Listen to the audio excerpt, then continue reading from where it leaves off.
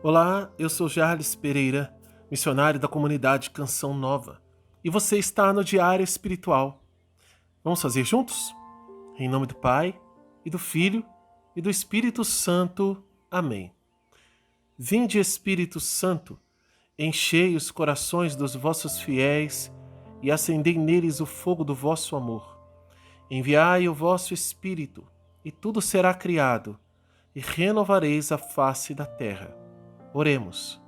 Ó Deus, que instruísse os corações dos vossos fiéis com a luz do Espírito Santo, fazei que apreciemos retamente todas as coisas, segundo o mesmo Espírito, e gozemos sempre da sua consolação. Por Cristo Senhor nosso. Amém.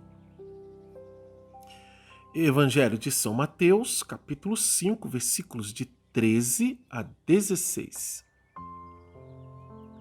Vós sois o sal da terra. Ora, se o sal se tornar insosso, com que o salgaremos? Para nada mais serve, senão para ser lançado fora e pisado pelos homens. Vós sois a luz do mundo. Não se pode esconder uma cidade situada sobre um monte, nem se acende uma lâmpada e se coloca debaixo do alqueire, mas na luminária. E assim ela brilha para todos os que estão na casa. Brilhe do mesmo modo a vossa luz diante dos homens, para que, vendo as vossas boas obras, eles glorifiquem vosso Pai que está nos céus. Palavra da salvação. Glória a vós, Senhor. Sal da terra e luz do mundo, esse trecho do Evangelho de São Mateus é um dos mais conhecidos da Bíblia. Dificilmente algum cristão, ou mesmo um pagão ou um cristão afastado da igreja, ou alguém de uma religião diferente do cristianismo, dificilmente não escutou esse versículo pelo menos uma vez na vida. E quando alguém fala sal da terra e luz do mundo, a pessoa, nossa, isso aí está na Bíblia. Isso aí é uma palavra de Jesus. Mas Jesus está nos classificando, melhor dizendo, está dizendo daquilo que nós somos criados para ser. O que é um cristão? O que é alguém que segue a Jesus Cristo, o que é um discípulo de Jesus, o que ele é chamado a ser,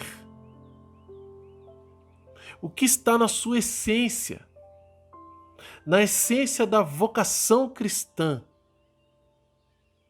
A essência da vocação cristã, entre outras realidades, Jesus exprime aqui. Quem nós somos, isso é importante, esse verbo aqui é verbo ser. Não é como nós estamos, não é o que nós fazemos, mas é o que somos, é a identidade. É muito, muito concreto e muito sério para nós. E é Jesus quem está dizendo. Ele não está perguntando quem são os cristãos, quem são os seus discípulos, quem são aqueles que ouvem a sua palavra, porque aqui é um discurso de Jesus à multidão que está ali querendo aprender. Discípulo, aluno.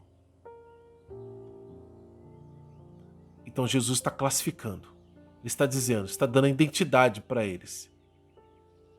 Quem vocês são? Vocês são o sal da terra. E a gente sabe para que serve o sal, né? O sal, sobretudo, naquele tempo em que a gente não tinha geladeira, e durante milênios a humanidade nem pensava em ter uma coisa chamada geladeira para se conservar as coisas, os alimentos. As coisas eram conservadas de duas maneiras: na banha, na gordura, ou no sal. Mas a maior parte das coisas era conservada no sal. Por quê? Porque durava mais tempo. Então, nós cristãos somos o sal, ou seja, aquele que está ali para conservar, para não deixar estragar, apodrecer, mas para que aquilo seja conservado e possa ser futuramente alimento. Mas o que? O sal da terra. Ou seja, aqui nós temos que ser aqueles que vão contribuir para a conservação, para que não apodreça, para que não se perca, para que não seja destruída a terra inteira, ou seja, o mundo. Os outros homens, as coisas criadas. Nós somos o sal da terra. Nós daremos sabor e conservação.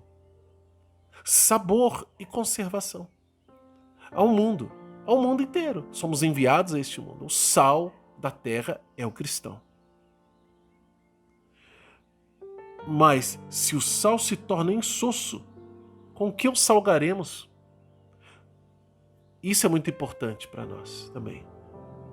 Nós só podemos fazer isso: salgar.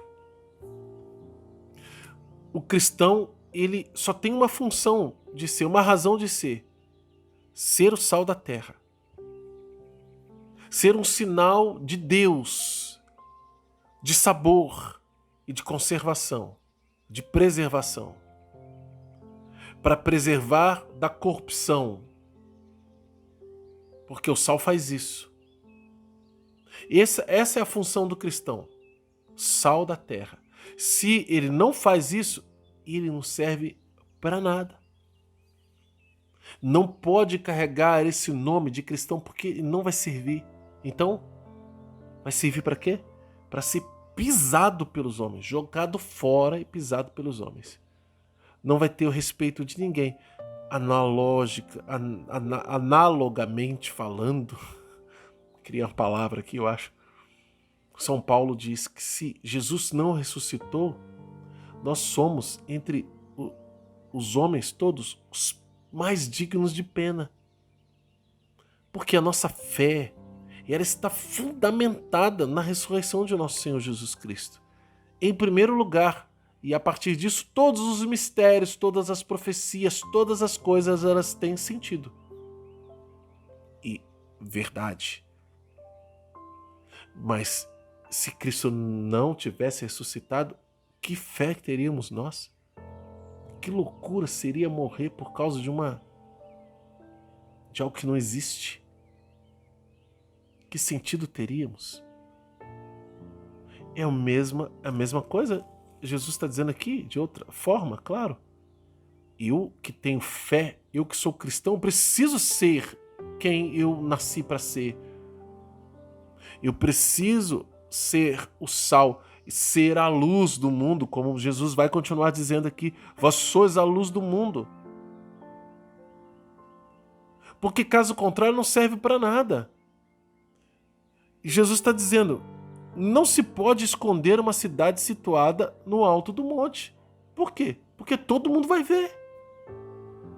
Do mesmo jeito, uma luz a gente não pega e põe debaixo da mesa. Porque não vai adiantar nada. Você põe no candelabro, você põe na luminária. Porque lá ela ilumina para todo mundo. Nós não podemos esconder quem somos. Deus nos escolheu. Deus nos quis, Deus nos fez seus discípulos, seus filhos, para que nós salguemos como o sal e brilhemos como a luz. Sal da terra e luz do mundo. Mas não vai dar para salgar se eu não beber da fonte, se eu não estiver lá na fonte desse conhecimento. Não vai dar para iluminar se eu não for banhado pela luz de Deus também. Ou seja, sem uma vida com Deus, sem buscar na oração pessoal, na oração comunitária, na Santa Missa, sem buscar na palavra de Deus, sem buscar nas devoções, no conhecimento da doutrina, daquilo que os cristãos viveram antes de nós, com o que nós vamos salgar? É aí que o sal perde o sabor. Por não cultivar, porque nós não temos a graça, o dom, e agora falando sem metáfora, nós não temos Deus para dar para ninguém se a gente não receber primeiro. A gente não tem como falar de Deus se a gente não ouvir Deus. A gente não tem como evangelizar sem antes ser evangelizados. Então a gente precisa ter vida eclesial, a gente precisa buscar para poder entregar, para poder dar de nós. Então é necessário que a gente leve muito a sério essa identidade que Deus nos deu e a gente precisa obedecer a ordem que Ele nos dá também aqui. Brilhe do mesmo modo a vossa luz diante dos homens, para que vendo as vossas boas obras, eles glorifiquem vosso Pai que está nos céus.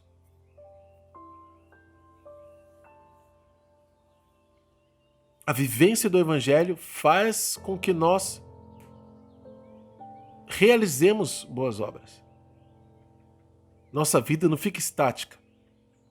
Não é como alguém que se enche de conhecimento e fica lá, guardado para si. Não, o cristão ele não pode fazer isso. Estoque de sal em casa. Não, eu preciso salgar os outros. Me envolver com as pessoas e ali falar de Deus e agir como quem é de Deus para que as pessoas creiam. Além disso, nós temos também que iluminar. A nossa luz precisa brilhar diante dos homens. Para quê? Para que eles creiam e glorifiquem a Deus.